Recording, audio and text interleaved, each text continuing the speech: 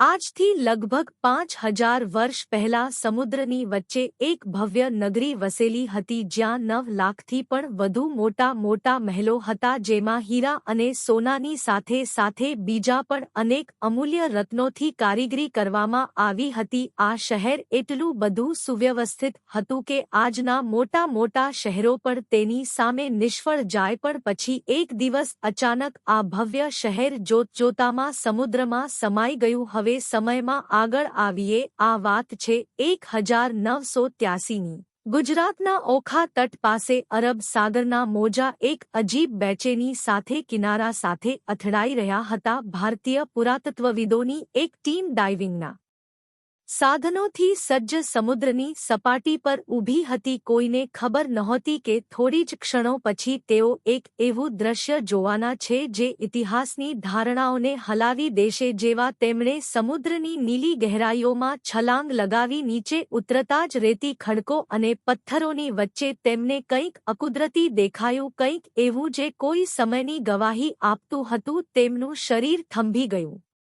શ્વાસ રોકાઈ ગયા અને આંખો સામે જે દ્રશ્ય હતું તેણે આ સવાલને જન્મ આપ્યો, શું આ તે જ નગરી છે જેનો ઉલ્લેખ હજારો વર્ષ જૂની કિતાબોમાં થયો છે? શું ખરેખર સમુદ્રની ગહેરાઈઓમાં એક આખું શહેર દફન છે? તેમની સામે જે દ્રશ્ય હતું તે જોઈને તેઓ દંગ રહી ગયા. મોટા મોટા ખડકો, ઊંચી ઊંચી દિવાલો જેમાં ભવ્ય કારીગરી કરવામાં આવી હતી, જાણે પાણીની અંદર આખું શહેર વસેલું હોય. આ બીજું કંઈ નહીં પણ શ્રી કૃષ્ણની ડૂબેલી નગરી દ્વારકા હતી. દોસ્તો, ઘણા સમયથી મહાભારત અને રામાયણ જેવા દિવ્ય ગ્રંથોને મિથ એટલે કે કિસ્સાઓ અને વાર્તાઓની જેમ જ જણાવવામાં આવે છે અને એ જ કિસ્સા વાર્તાઓમાં લખાયેલું હતું આ ભવ્ય નગરી દ્વારકા વિશે, અને તેને પણ ઘણા સમયથી કાલ્પનિક વાર્તાની જેમ જ જણાવવામાં આવ્યું. પણ જ્યારે 1983માં ડો. એસ.આર. રાવ અને તેમની ટીમે આ નગરીને શોધી કાઢી તો તેણે તે લોકોને વિચારવા મજબૂર કરી દીધા જેઓ તેને માત્ર મિથ માનતા હતા. ડો. એસ.આર. રાવે વિસ્તૃત પુરાતત્વીય સર્વે અને રિસર્ચ પછી આ કન્ફર્મ કર્યું કે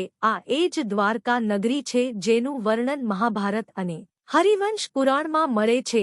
તો આખરે એવું શું થયું કે દ્વારકા જેવું સમૃદ્ધ શહેર એક જ ઝટકામાં પાણીની અંદર સમાઈ ગયું? અને રિસર્ચ દરમિયાન ડો. રાવ અને અન્ય આર્કિયોલોજિસ્ટ્સને એવું શું મળ્યું જેણે તેમને ચોંકાવી દીધા? તો આજની આ ડોક્યુમેન્ટરીમાં આપણે જાણીશું તે દ્વારકાના નિર્માણની કહાણી, જેને સમુદ્રના મોજાને પણ પાછળ છોડવા પડ્યા હતા, તે શાપની સચ્ચાઈ જેને સાંભળીને સ્વર્ગ પણ કંપી ઉઠ્યા હતા, અને તે ઐતિહાસિક શોધની પૂરી પ્રક્રિયા જેણે સદીઓ જૂની પૌરાણિક કથાઓને જમીન પર અથવા કહો કે સમુદ્ર પર લાવીને મૂકી દીધી. આપણે જાણીશું કે કેવી રીતે ડો. એસ.આર. રાવ અને તેમની ટીમે સમુદ્રની ગહેરાઈઓમાં ઉતરીને તે નગરીના અવશેષો શોધી કાઢ્યા જેને લોકો માત્ર વાર્તા માનતા હતા. આપણે એ પણ જોઈશું કે કેવી રીતે આધુનિક કાળમાં વૈજ્ઞાનિકોએ દરિયાઈ તળમાં હજારો વર્ષ જૂની દિવાલો, સ્તંભો, લંગર અને કલાકૃતિઓ શોધી જેમની તારીખો મહાભારત યુદ્ધ સાથે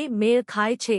તો ચાલો આ રોમાંચક સફરની શરૂઆત કરીએ જ્યાં પુરાણ, પુરાતત્વ અને વિજ્ઞાન મળીને તે નગરીની કહાણી સંભળાવશે જે હજારો વર્ષ પહેલા સુવર્ણ હતી, પછી શાપિત થઈ અને અંતે મોજામાં સમાઈ ગઈ. પણ તે પહેલા જો તમને આ વિડિયો સારો લાગી રહ્યો હોય તો તેને લાઇક કરીને કોમેન્ટમાં હરે કૃષ્ણ જરૂર લખો. ઘણા સમય પહેલા જ્યારે મથુરામાં કંસનો આતંક તેની ચરમસીમા પર હતો ત્યારે શ્રી કૃષ્ણએ કંસનો વધ કરીને નગરવાસીઓને તેના અત્યાચારથી મુક્ત કર્યા, જેના પછી શ્રી કૃષ્ણ મથુરામાં જ વસી ગયા. પણ કંસના મૃત્યુથી ક્રોધિત થઈને કંસના સસરા જરાસંધે મથુરા પર લગભગ 17 વાર હુમલા કર્યા. જોકે આ હુમલાઓમાં જીત શ્રી કૃષ્ણની જ થઈ, પણ વારંવારના આ હુમલાઓથી પરેશાન થઈને શ્રી કૃષ્ણએ મથુરા છોડીને જતું રહેવું જ યોગ્ય સમજ્યું અને આ નિર્ણય તેમને એક અસાધારણ નગરીના નિર્માણ કરવા માટે પ્રેરિત કર્યા જે હતી દ્વારકા. શ્રી કૃષ્ણ સમુદ્ર તટ પર ગયા અને સમુદ્ર દેવને પ્રાર્થના કરી હે વરુણ દેવ, મને મારી પ્રજા માટે શાંતિ અને સુરક્ષા જોઈએ છે. મને તમારા ખોળામાંથી એક ટુકડો ભૂમિ આપો જ્યાં હું એક નવી નગરી વસાવું. વરુણ દેવ હસ્યા અને તેમણે શ્રી કૃષ્ણને સમુદ્રની વચ્ચે 12 યોજન એટલે કે લગભગ 153 કિમી ભૂમિદાનમાં આપી, જેના પછી ગોડ ઓફ આર્કિટેક્ટ એટલે કે ભગવાન વિશ્વકર્માને આ નગરીના ભવ્ય નિર્માણનું કાર્ય સોંપવામાં આવ્યું. આખરે તેમણે આ ભવ્ય નગરીનું નિર્માણ સંપન્ન કર્યું. મહેલોની ઊંચાઈ જાણે આકાશને ચૂમી રહી હતી. દિવાલો સોનાની હતી, ફ્લોર ચાંદીના. નગરની ચારે બાજુ વિશાળ દ્વાર હતા, એટલે જ આ નગરીનું નામ પડ્યું દ્વારકા, એટલે કે દ્વારોનું નગર. હવામાં સુગંધિત ફૂલોની ખુશ્બુ હતી, ગલીઓમાં મોર નાચતા હતા અને વચ્ચે બનેલો શ્રી કૃષ્ણનો મહેલ તો એવો લાગતો હતો જાણે સ્વર્ગ પૃથ્વી પર ઉતરી આવ્યું હોય. નગરના રસ્તાઓ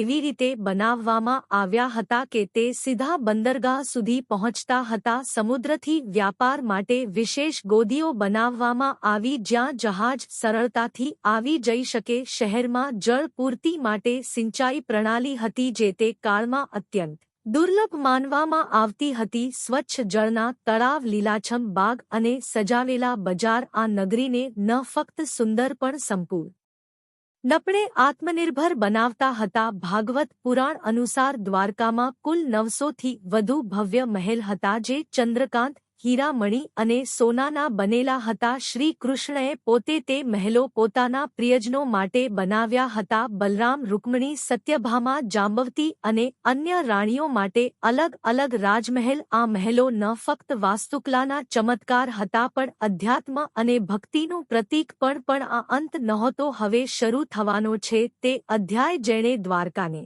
કાલાતીત બનાવી દીધી. એક એવું નગર જેને સ્વયં ભગવાને વસાવ્યું, દેવતાઓએ સજાવ્યું અને સમય ઇતિહાસમાં દર્જ કરી દીધું. પણ જ્યાં નિર્માણ થાય છે ત્યાં વિનાશ પણ રાહ જુએ છે. દ્વારકાની આ સુવર્ણ ગાથા આગળ જતા એક એવા શાપના છાંયડામાં ડૂબશે જેની કલ્પના પણ કોઈએ નહોતી કરી. મહાભારતનું યુદ્ધ સમાપ્ત થઈ ચૂક્યું હતું. ધૂળમાં લથપથ યોદ્ધાઓના શબ, વિખેરાયેલા અસ્ત્ર શસ્ત્ર અને ખૂનથી લાલ ધરતી. કૌરવોનો વિનાશ થઈ ચૂક્યો હતો. પોતાના પુત્રોની આ દશા જોઈને ગાંધારી ખૂબ ક્રોધિત થઈ ગઈ. તેમનું માનવું હતું કે જો શ્રી કૃષ્ણ ઈચ્છતા તો આ યુદ્ધ થાત જ નહીં, પણ તેમણે એવું ન કર્યું. જેનાથી ક્રોધિત થઈને ગાંધારીએ શ્રી કૃષ્ણને શાપ આપ્યો કે જે પ્રકારે મારા વંશનો વિનાશ થયો છે, બરાબર તે જ પ્રકારે તમારા પણ વંશનો વિનાશ થઈ જશે. આ શાપે યદુવંશના વિનાશનો પાયો નાખ્યો. પણ એક બીજું કારણ છે જેના કારણે દ્વારકાનો વિનાશ થયો. ખરેખર એક સમયની વાત છે. દ્વારકા પાસે એક સ્થળ હતું જેનું નામ પિંડારક હતું. ત્યાં એક દિવસ મુખ્ય ઋષિ ગણ પધાર્યા. તેમાં વિશ્વામિત્ર, વસિષ્ઠ, નારદ, કણ્વ, દુર્વાસા જેવા મહાન ઋષિ મુનિઓ ઉપસ્થિત હતા. તે ઋષિઓને જોઈને શ્રી કૃષ્ણના પુત્ર સાંબ અને તેના કેટલાક મિત્રોએ મળીને મશ્કરી કરવાનું વિચાર્યું. સાંબે એક ગર્ભવતી સ્ત્રીનું રૂપ ધારણ કરી લીધું અને તે ઋષિઓ પાસે પહોંચ્યા. આ વાતથી અજાણ કે તે ઋષિઓ કોઈ સામાન્ય સાધુ સંત નહોતા પણ ત્રિકાળદર્શી હતા જેમને બધું જ જ્ઞાન હતું. સાંબ અને તેના મિત્રો તેમની નજીક ગયા અને તેમની તપસ્યા ભંગ કરીને ઋષિઓને તેમના થનારા બાળક વિશે પૂછવા લાગ્યા. પોતાનું આ રીતે અપમાન થતું જોઈને મુનિગણ ગુસ્સે થઈ ગયા અને તેમણે સાંબને આ શાપ આપ્યો કે તું એક લોખંડના મુસળને જન્મ આપીશ જે યદુવંશના વિનાશનું કારણ બનશે. સાંબ અને તેના સાથીઓ ભયભીત થઈ ગયા. તેમણે માફી માંગી પણ હવે કંઈ થઈ શકે તેમ નહોતું. થોડા દિવસો પછી તે જ થયું જે ભવિષ્યવાણી કરવામાં આવી હતી. જ્યારે સાંબ સવારે ઉઠ્યો તો તેના કપડામાં એક મોટું વજનદાર મુસળ મળ્યું. આ દ્રશ્ય જોઈને યદુવંશીઓ ચિંતિત થઈ ઉઠ્યા અને જ્યારે આ વાત શ્રી કૃષ્ણના નાના રાજા ઉગ્રસેનને ખબર પડી તો તેમણે મુસળના નાના નાના ટુકડા કરીને સમુદ્રમાં ફેંકવાનો આદેશ આપ્યો અને જેવા આ ટુકડા સમુદ્રમાં ફેંકાયા, એક વિશાળ માછલીએ તે ટુકડા ખાઈ લીધા. થોડા સમય પછી જ્યારે કેટલાક માછીમારોએ તે માછલીને પકડી અને જ્યારે તેને કાપવામાં આવી તો તેના પેટમાંથી લોખંડના ટુકડા નીકળ્યા. તે માછીમારોએ તે ટુકડા એક જરા નામના શિકારીને વેચી દીધા. હવે તે શિકારી આ ટુકડાઓમાંથી પોતાના તીર બનાવી રહ્યો હતો અને બીજી બાજુ દ્વારકામાં સ્થિતિ ધીમે ધીમે ખરાબ થવા લાગી હતી. ગાંધારીના શાપની અસર દેખાવા લાગી હતી. જેમ જેમ સમય વીતતો ગયો યદુવંશના લોકોમાં અહંકાર વધતો ગયો. ભોગ વિલાસ, મદિરા અને દુરાચારે ધર્મ અને મર્યાદાનું સ્થાન લઈ લીધું હતું. નૈતિકતા સમાપ્ત થઈ ચૂકી હતી. પછી એક દિવસ જેને આજે પણ પ્રભાસ તીર્થના નામથી ઓળખવામાં આવે છે, યદુવંશના વીરોએ સમુદ્ર કિનારે એક ઉત્સવનું આયોજન કર્યું. શરાબ, ઘમંડ અને ગાળાગાળીએ મળીને તે ઉત્સવને યુદ્ધભૂમિમાં બદલી દીધો. તેઓ આપસમાં જ લડવા લાગ્યા. જે હથિયારોથી તેમણે યુદ્ધ જીત્યા હતા તે જ હથિયારોથી તેઓ એકબીજાને મારવા લાગ્યા. શ્રી કૃષ્ણ સમજી ચૂક્યા હતા કે હવે વિનાશ નજીક છે. જેના પછી તેઓ વન તરફ ચાલી નીકળ્યા અને ત્યાં એક વૃક્ષ નીચે આરામ કરવા લાગ્યા. ત્યારે ત્યાં તે શિકારી પહોંચ્યો જેણે તે મુસળના ટુકડાથી તીર બનાવ્યા હતા. તે શિકારીએ શ્રી કૃષ્ણને હરણ સમજીને તેમના પર તીર ચલાવ્યું અને જેવું તીર શ્રી કૃષ્ણના પગમાં લાગ્યું તેમણે આ લોકનો ત્યાગ કરી દીધો અને તેમના મૃત્યુની સાથે જ આખી દ્વારકા નગરી પાણીમાં સમાઈ ગઈ. આ પ્રકારે દ્વારકાનો તે વૈભવશાળી અધ્યાય સમાપ્ત થયો. તે નગર જેને સ્વયં ભગવાને વસાવ્યું હતું, જેણે એક યુગ જોયો હતો, હવે તે ફક્ત શાસ્ત્રોના પાનામાં અને સમુદ્રની ખામોશીમાં છુપાયેલી એક અમર સ્મૃતિના રૂપમાં રહી ગયું છે. પણ શું આ અંત છે? શું થયું શ્રી કૃષ્ણના મૃત્યુ પછી અને કેમ શ્રી કૃષ્ણ આજે પણ જીવંત છે? જૂને શું ભૂમિકા ભજવી? આ બધું જાણતા પહેલા આપણે એ જાણી લઈએ કે આજના સમયમાં વાર્તા કહેવાતી દ્વારકા નગરીને કેવી રીતે શોધી કાઢવામાં આવી અને શું ખરેખર આ એ જ દ્વારકા નગરી છે જે શ્રી કૃષ્ણએ બનાવડાવી હતી? તો ચાલો હવે જાણીએ તેનો અસલી ઇતિહાસ અને રહસ્ય. પણ તે પહેલા જો તમને આ વિડિયો જ્ઞાનપ્રદ લાગી રહ્યો હોય તો તેને તમારા મિત્રો, સગા સંબંધીઓ અને અન્ય ભક્તોને જરૂર શેર કરજો. ઘણા લાંબા સમય સુધી દ્વારકાને માત્ર એક પૌરાણિક નગરી માનવામાં આવતી હતી. શ્રીમદ ભાગવત પુરાણ, વિષ્ણુ પુરાણ, હરિવંશ પુરાણ અને મહાભારતમાં તેના ભવ્ય વર્ણનો તો હતા, પણ ભૌગોલિક રીતે તે ક્યાં હતી આ રહસ્ય બનેલું હતું. મોટા ભાગના વિદ્વાનો માનતા હતા કે આ એક માત્ર ધાર્મિક કથા છે, કોઈ ઐતિહાસિક સચ્ચાઈ નથી. પરંતુ આ વિચાર પહેલી વાર 1930ની આસપાસ હલ્યો જ્યારે ગુજરાતના સૌરાષ્ટ્ર વિસ્તારમાં કેટલાક માછીમારો અને ડાઇવર્સે સમુદ્રની અંદર વિચિત્ર પથ્થરો અને માળખાઓ જોવાની વાત જણાવી. ત્યાં સુધી કે કેટલાક પાઇલટો જે અરબ સાગરની ઉપર ઉડાન ભરી રહ્યા હતા તેમણે પણ જણાવ્યું કે તેમણે પાણીની નીચે સીધી રેખાઓ જેવી આકૃતિઓ જોઈ છે, જેમ કે કોઈ જૂનું શહેર હોય. અહીંથી જ તે રહસ્યની શોધ શરૂ થઈ જેણે એક પ્રાચીન વાર્તાને એક મહાન શોધમાં બદલી દીધી. પછી આવ્યું વર્ષ 1963 જ્યારે ભારતીય પુરાતત્વ સર્વેક્ષણ વિભાગ એ પહેલીવાર બેટ દ્વારકા પાસે ખોદકામ શરૂ કર્યું. આ તે જ વિસ્તાર હતો જેને સ્થાનિક લોકો સદીઓથી ભગવાન શ્રી કૃષ્ણની નગરી માનતા આવ્યા હતા. ખોદકામમાં ત્યાંથી અનેક પ્રાચીન વાસણો, મૂર્તિઓ અને પાકા માળખાઓ મળ્યા. આનાથી એ તો સાબિત થઈ ગયું કે આ જગ્યા ઘણી જૂની છે, પણ તેનાથી દ્વારકાની અસલી ઓળખ હજી પણ સંપૂર્ણપણે સ્પષ્ટ થઈ નહોતી. આના થોડા વર્ષો પછી 1970ના દાયકામાં એક બીજો મોટો સંકેત મળ્યો. જામનગરના સરકારી રેકોર્ડમાં એક પ્રાચીન તામ્રપત્રનો ઉલ્લેખ હતો જે લગભગ 6ઠ્ઠી સદીનો ગણાવવામાં આવ્યો. આ તામ્રપત્ર સિંધ નામના રાજા સાથે જોડાયેલો હતો અને તેમાં સ્પષ્ટ લખ્યું હતું કે અહીં ભગવાન શ્રી કૃષ્ણ નિવાસ કરતા હતા. આ એવો પહેલો ઐતિહાસિક દસ્તાવેજ હતો જેમાં ધર્મ અને ઇતિહાસ એકબીજા સાથે જોડાતા નજર આવ્યા. આનાથી ઇતિહાસકારોને પહેલીવાર એવું લાગ્યું કે દ્વારકા માત્ર એક કલ્પના નહીં પણ કદાચ એક ખોવાયેલું સત્ય છે. આના પછી આ ખોજને સાચી દિશા આપી ડો. એસ.આર. રાવે. તેઓ એએસઆઈના વરિષ્ઠ અધિકારી હતા અને ભારતના શરૂઆતી દરિયાઈ પુરાતત્વવિદોમાંના એક ગણાય છે. તેમને મહાભારત અને જૂના ગ્રંથોની વાતો પર ભરોસો હતો, તેમણે તે વર્ણનોની સરખામણી આધુનિક દરિયાઈ નકશાઓ સાથે કરી અને જોયું કે જો દ્વારકા ખરેખર ક્યારે વસેલી હતી તો તે ગુજરાતના પશ્ચિમી તટ પર જ રહી હશે. આ જ વિચારથી 1979માં ભારતમાં પહેલીવાર સમુદ્રની નીચે પુરાતત્વીય ખોજનો પાયો નંખાયો. ડો રાવે ગોવા સ્થિત નેશનલ ઇન્સ્ટિટ્યૂટ ઓફ ઓશનોગ્રાફીની મદદ લીધી અને એક નવી ખોજનું અભિયાન શરૂ કર્યું. આ કામ સરળ નહોતું, ન તો તે સમયમાં ભારત પાસે સારા સાધનો હતા, ન આધુનિક ટેકનોલોજી. તેમ છતાં તેમણે સ્થાનિક માછીમારો, ડાઇવર્સ, જૂની હોડીઓ અને શરૂઆતી સોનાર ટેકનિકની મદદથી સમુદ્રની અંદર છુપાયેલા રહસ્યને શોધવાનું શરૂ કર્યું અને આ દરમિયાન સમુદ્રની સપાટીની નીચે તેમને કેટલાક એવા માળખાઓ દેખાવા લાગ્યા જે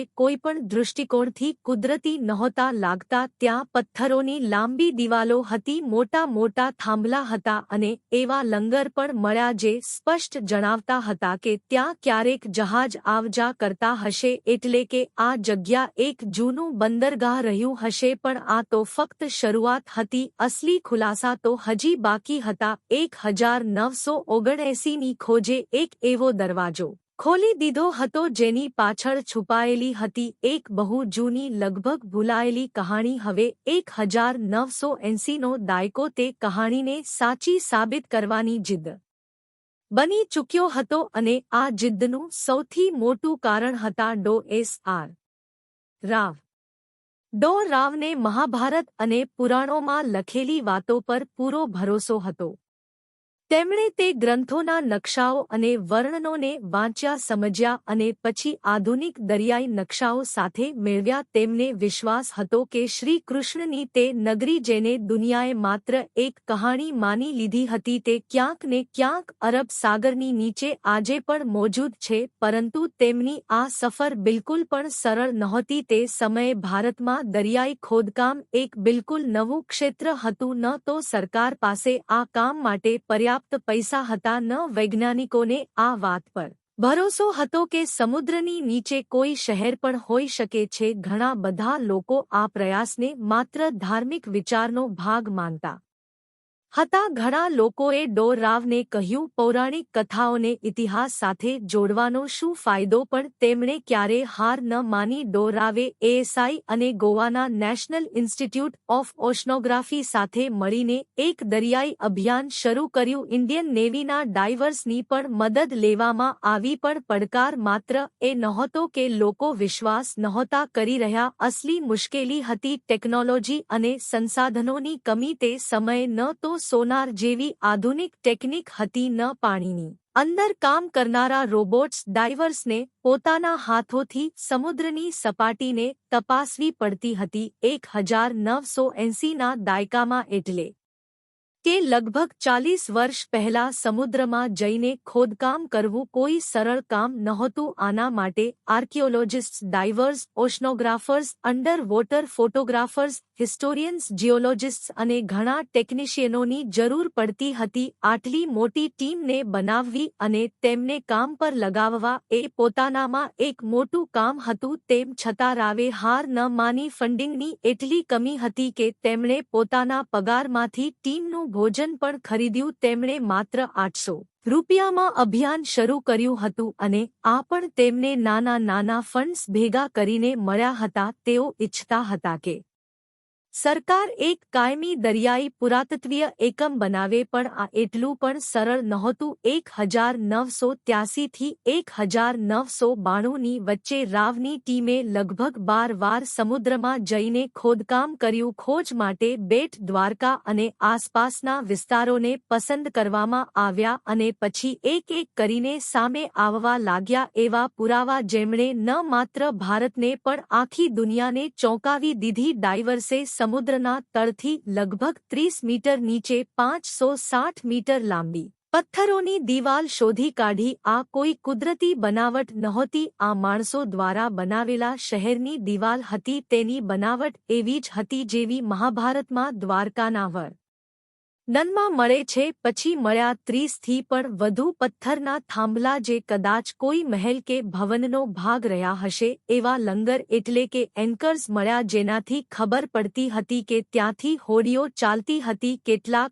3 છિદ્રવાળા એન્કર પણ મળ્યા જે તે સમયના એડવાન્સ્ડ નેવિગેશનને દર્શાવે છે આ ઉપરાંત સીલ લોખંડ અને પિત્તળની વસ્તુઓ અને માટીના વાસણો પણ મળ્યા તેની કાર્બન ડેટિંગ અને થર્મલ લ્યુમિનિસેન્સ ડેટિંગ થી ખબર પડી કે આ વસ્તુઓ 1500 ઈસા પૂર્વેથી લઈને 3000 ઈસા પૂર્વેની વચ્ચેની છે અને તો વળી એક વાસણ તો 9000 વર્ષ જૂનું નીકળ્યું જેણે વૈજ્ઞાનિકોને પણ હેરાન કરી દીધા પરંતુ દુનિયાભરના ઘણા ઇતિહાસકારોએ તેને માનવાથી ઇનકાર કરી દીધો તેમને આ એક માઇથ રિવાઇવલ એટલે કે માત્ર ધર્મને પ્રચારિત કરવાનો પ્રયાસ લાગ્યો પણ ડો રાવનો જવાબ સ્પષ્ટ હતો હું ગ્રંથોને ધાર્મિક કિતાબો નહીં પણ ઐતિહાસિક દસ્તાવેજ માનું છું જ્યારે રોમ એથેન્સ અને બાબુલ જેવા શહેરોના ખોદકામ થઈ શકે છે તો દ્વારકાનું કેમ નહીં સાલ 1990 આવતા ટીમને 500થી વધુ કલાકૃતિઓ પ્રાચીન બંદરગાહની દિવાલો અને એક સુનિયોજિત શહેરના સંકેત મળી ચૂક્યા હતા હવે આ વાત લગભગ નક્કી થઈ ગઈ હતી દ્વારકા કોઈ કલ્પના નહોતી તે એક સાચી સમૃદ્ધ અને વ્યવસ્થિત સભ્યતા હતી જે સમુદ્રમાં સમાઈ ગઈ પણ હજી તો ફક્ત સપાટી ખુલી હતી અસલી રહસ્ય તો સમુદ્રની હજી અંદર છુપાયેલું હતું અને ત્યાંથી જ શરૂ થાય છે આગલો અધ્યાય 1990 સુધી ડો એસ.આર. રાવ અને તેમની ટીમે સાબિત કરી દીધું હતું કે દ્વારકા માત્ર એક પૌરાણિક કથા નહીં પણ એક ડૂબેલી સાચી સભ્યતા હતી પણ હવે જરૂર હતી વધુ નક્કર વૈજ્ઞાનિક પુરાવાઓની જેથી દુનિયા પણ માની લે કે ભગવાન શ્રી કૃષ્ણની દ્વારકા અસલી હતી અને ખરેખર સમુદ્રમાં સમાઈ ગઈ હતી આ પુરાવાથી એ તો સાબિત થઈ ગયું હતું કે દ્વારકા માત્ર કિસ્સા કહાણીઓમાં નહીં પણ સચ્ચાઈમાં હતી અને ઘણી બધી સુવ્યવસ્થિત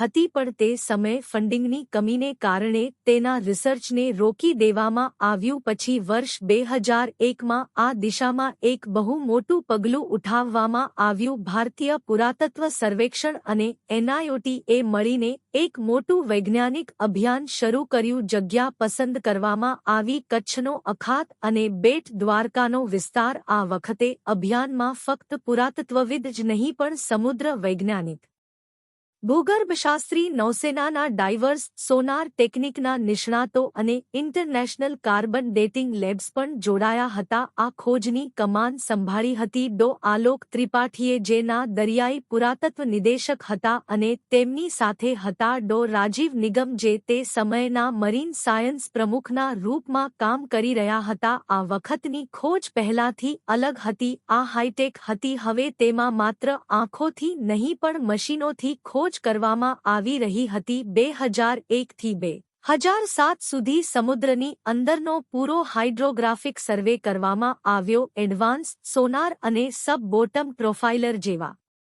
મોડર્ન ઉપકરણોથી સમુદ્રના સ્તરોનો ડિજિટલ નકશો બનાવવામાં આવ્યો વૈજ્ઞાનિકોએ લગભગ 4000 વર્ગ મીટરનો સમુદ્રનો હિસ્સો સ્કેન કર્યો અને જે મળ્યું તેણે બધાને હેરાન કરી દીધા સમુદ્રની ગહેરાઈમાં મળ્યા આ બહુ મોટા ચોરસ પથ્થરના બ્લોક જે કોઈ નગરના પાયા જેવા લાગતા હતા ચૂનાના પથ્થરના ટુકડા જે કદાચ કોઈ શાનદાર ઇમારતના અવશેષો હતા ટેરાકોટા સિલ્સ જેના પર જૂના ચિહ્ન બનેલા હતા જૂના લંગર જે જણાવતા હતા કે અહીં કોઈ પ્રાચીન બંદરગાહ હતું સાથે જ ગટર અને સિંચાઈ વ્યવસ્થા જે દેખાડતી હતી કે તે સમયનું શહેર કેટલું વિચારપૂર્વક વસાવવામાં આવ્યું હતું હવે વારી હતી સૌથી મોટા ટેસ્ટની કાર્બન ડેટિંગની બધા આર્ટિફેક્ટ્સને ભારત અને વિદેશની પ્રયોગશાળાઓમાં મોકલવામાં આવ્યા અને જ્યારે પરિણામો આવ્યા તો વૈજ્ઞાનિકો અને ઇતિહાસકારોને પણ આંચકો લાગ્યો ઘણી વસ્તુઓ લગભગ 9000 વર્ષ જૂની નીકળી એટલે કે આ તો હડપ્પા સભ્યતાથી પણ પહેલાની હતી કેટલાક ટુકડાઓની ઉંમર 5000 વર્ષ સુધી જૂની મળી જે મહાભારત અને દ્વાપર યુગ સાથે મેળ ખાય છે ડો રાજીવ નિગમે કહ્યું કે મહાભારતમાં લખ્યું છે કે દ્વારકા સમુદ્રમાંથી કાઢવામાં આવેલી જમીન પર વસી હતી અને ભૂગર્ભશાસ્ત્રીઓના રિપોર્ટથી પણ એ જ ખબર પડી કે સમુદ્રે પછી તે જ જમીનને પાછી ગળી લીધી. સોનાર મેપિંગથી એ પણ ખબર પડી કે જેમ જેમ સમુદ્રનું સ્તર વધ્યું મંદિર અને ઘર ધીમે ધીમે આગળ ખસતા ગયા, એટલે કે આ એક ધીમે અને ક્રમિક ડૂબવું હતું. અચાનક નહીં. એ કે સિન્હાના નિદેશકે જણાવ્યું કે જમીન અને સમુદ્ર બંને જગ્યાઓથી જે અવશેષો મળ્યા છે તેમના આકાર, ડિઝાઇન અને બનાવટમાં ઘણી સમાનતા છે, જે એ સાબિત કરે છે કે આ બધું એક જ સમય અને સંસ્કૃતિ સાથે જોડાયેલા હતા. પછી આવ્યું વર્ષ 2007, જ્યારે નૌસેના અને એ મળીને ત્રીજું સૌથી મોટું અંડર વોટર એક સર્વેક્ષણ શરૂ કર્યું. પંચકુઈ બીચ પાસે શરૂ થયેલા આ ખોદકામમાં લગભગ 2 નોટિકલ માઇલના વિસ્તારમાં ફેલાયેલી મંદિરોની દિવાલો, મહેલના ખંડર અને જળ નિકાસી પ્રણાલી મળી. આ એ જ ક્ષણ હતી જ્યારે પહેલીવાર દુનિયાએ માન્યું દ્વારકા કોઈ કલ્પના નહીં પણ એક સત્ય છે, એક પૂરી સભ્યતા જે સમુદ્રમાં સમાઈ ગઈ. પણ તેમ છતાં એક સૌથી મોટો સવાલ બાકી રહી ગયો, આખરે દ્વારકા ડૂબી કેમ? તેનો ધાર્મિક દૃષ્ટિકોણ થી તો આપણે જવાબ જાણી લીધો. હવે જાણીએ વૈજ્ઞાનિક દૃષ્ટિકોણથી, અને સાથે જ જાણીશું આજના સમયની દ્વારકા વિશે. તો જોડાયેલા રહેજો, કારણ કે અમે જે તમને જણાવવાના છીએ તે તમને ચોંકાવી દેશે. 2007ની ખોજે એ સાબિત કરી દીધું હતું કે સમુદ્રની ગહેરાઈઓમાં કોઈ સામાન્ય વસ્તુઓ નહીં પણ એક પૂરી વસેલી અને સમૃદ્ધ નગરી છે. પણ એક સવાલ હજી પણ રહી ગયો હતો, આખરે આ નગર ડૂબ્યું કેવી રીતે? શું ખરેખર આ કોઈ શાપ હતો જેવું ગ્રંથોમાં લખ્યું છે, કે પછી તેની પાછળ કોઈ કુદરતી અને વૈજ્ઞાનિક કારણ હતું? આ સવાલોના જવાબ શોધવા માટે વૈજ્ઞાનિકોએ રૂખ કર્યો ઓશનોગ્રાફી એટલે કે સમુદ્ર વિજ્ઞાન અને જીઓલોજી એટલે કે ભૂગર્ભ શાસ્ત્ર તરફ. અત્યાર સુધી જે મળ્યું હતું તે બધા પ્રમાણ તો હતા, પણ હવે જરૂર હતી સમયને માપવાની, એ જાણવાની કે જ્યારે દ્વારકા વસી હતી ત્યારે સમુદ્રમાં એવું શું થયું જે તે બધું ગળી ગયો. આ પૂરા શોધનો આધાર બની દરિયાની સપાટી વધવાનો સિદ્ધાંત. અમેરિકાની SCCSM યુનિવર્સિટીના પ્રોફેસર રેન્સે એક અધ્યયન કર્યું જેમાં અરબ સાગરના સી લેવલને 20,000 વર્ષોના ડેટાના માધ્યમથી ટ્રેક કરવામાં આવ્યું હતું. આ રિસર્ચ મુજબ 9,000 વર્ષ પહેલા એટલે કે લગભગ 11,000 વર્ષ પહેલા સમુદ્રનું સ્તર આજની સરખામણીમાં 25 મીટર નીચે હતું. 5,000 ઈસા પૂર્વેની વચ્ચે સમુદ્ર અચાનક ખૂબ ઝડપથી ઘણા મીટર સુધી ઉપર ઉઠી ગયો. વૈજ્ઞાનિક માને છે કે આ ઘટના કોઈ સુનામી કે દરિયાઈ આફતનો સંકેત આપે છે, અને આ ફક્ત અરબ સાગરમાં નહોતું થયું. જ્યારે વૈજ્ઞાનિકોએ દુનિયાના બાકી હિસ્સાઓમાંથી મળેલા સી લેવલ ડેટાથી આ જાણકારીની સરખામણી કરી તો કેરેબિયન દ્વીપ, ઇન્ડોનેશિયા અને દક્ષિણ અમેરિકા જેવી જગ્યાઓ પર પણ તે સમયગાળામાં મોટી મોટી દરિયાઈ હલચલ અને સુનામીના પુરાવા મળ્યા. આનો અર્થ હતો કે આ ઘટના માત્ર ભારત સુધી સીમિત નહોતી પણ આખી દુનિયામાં તે સમયે કંઈક મોટું થઈ રહ્યું હતું. અને બરાબર આ જ સમયે મહાભારત અનુસાર શ્રી કૃષ્ણએ પૃથ્વીનો ત્યાગ કર્યો હતો અને કલયુગની શરૂઆત થઈ હતી. હવે બધા વૈજ્ઞાનિક અને ઐતિહાસિક પુરાવા એક જ તરફ ઇશારો કરી રહ્યા હતા. દ્વારકાનું ડૂબવું કોઈ કલ્પના નહીં પણ એક ખરેખરની ઐતિહાસિક ઘટના હતી, જેમાં પ્રાકૃતિક આફત, સમયનું ચક્ર અને કદાચ કર્મોની પ્રતીકાત્મક વાર્તા બધું એક સાથે જોડાઈ ગયું હતું. અને પછી આવ્યું વર્ષ 2024, જ્યારે ભારત સરકારે આ પૂરા રહસ્યને દુનિયાની સામે લાવવાનો નિર્ણય કર્યો. 25 ફેબ્રુઆરી 2024ના રોજ પ્રધાનમંત્રી નરેન્દ્ર મોદી પોતે ગુજરાતના પંચકુઈ બીચ પહોંચ્યા. તેમની સાથે હતી ભારતીય નૌસેના નાયોટ અને વૈજ્ઞાનિકોની એક ટીમ જે સ્કૂબા ડાઇવિંગથી સમુદ્રની ગહેરાઈઓમાં જવાની હતી, ત્યાં જ જ્યાં શ્રી કૃષ્ણની નગરી ક્યારેક ઊભી હતી. આ કોઈ સામાન્ય ડાઇવ નહોતી, આ ઇતિહાસ સાથે મુલાકાત હતી. જેવા પ્રધાનમંત્રી સમુદ્રમાં ઉતર્યા ત્યાં પથ્થરના સ્તંભ, લંગર, મંદિરનો પાયો અને પ્રાચીન દિવાલો દેખાઈ. મોદીજીએ પોતે સમુદ્રના ખોળામાં મોર પીંહ અર્પિત કર્યું, જે શ્રી કૃષ્ણની સ્મૃતિ અને ભારતની સનાતન વિરાસતને ફરીથી જીવંત કરવાનું પ્રતીક હતું. આના પછી તેમણે દ્વારકાધીશ મંદિરમાં જઈને શ્રી કૃષ્ણને રૂકમણી માતાના દર્શન કર્યા મંદિરની 52 ગજની ધ્વજા જે દરરોજ 5 વાર બદલવામાં આવે છે આજે ફરી હવામાં લહેરાઈ જાણે આ સંકેત આપી રહી હોય કે દ્વારકાની સચ્ચાઈ હવે દુનિયાની સામે છે આજની તારીખમાં દ્વારકા 2 ભાગોમાં વસેલી છે એક જે જમીન પર છે જ્યાં લાખો શ્રદ્ધાળુ દર વર્ષે દર્શન માટે આવે છે અને બીજી જે સમુદ્રની નીચે છે જેને આજે આખી દુનિયા ધ લોસ્ટ સિટી ઓફ કૃષ્ણાના નામથી જાણે છે આ 90 વર્ષની ખોજ સંઘર્ષ અને વૈજ્ઞાનિક યાત્રાએ દુનિયાને એ દેખાડી દીધું કે શ્રદ્ધા માત્ર આસ્થા નથી તે ઇતિહાસનો પાયો પણ બની શકે છે દ્વારકા માત્ર ભારતની કહાણી નથી આ પૂરી માનવ સભ્યતાની યાદદાસ્ત છે